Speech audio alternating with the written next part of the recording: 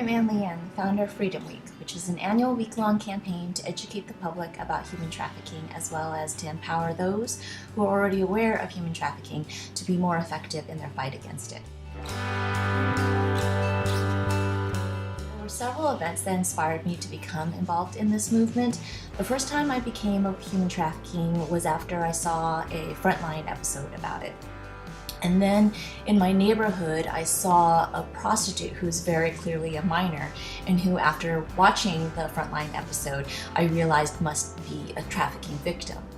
And then finally, I realized that the stories I'd heard about my grandmother growing up were actually about labor trafficking, because she had been sold twice as a housekeeper when she was only 8 years old by her own father.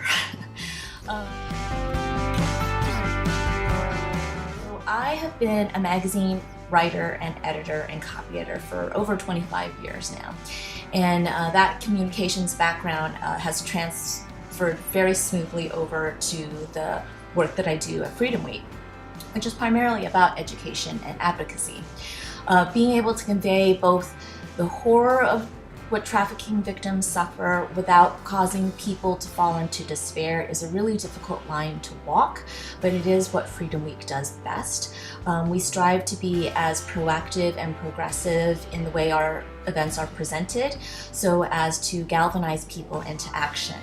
I am proud to say that in the years that we have been active, we have inspired many people to form programs and launch their own organizations, including Kay Chernush, who is the founder of ArtWorks for Freedom. Because human trafficking is such a vast, complex industry, I always tell people that there is room for everyone to take a piece of the pie.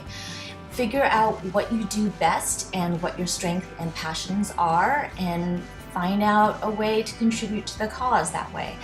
I believe very sincerely that there is something that everyone can do to help in the fight. You just have to start.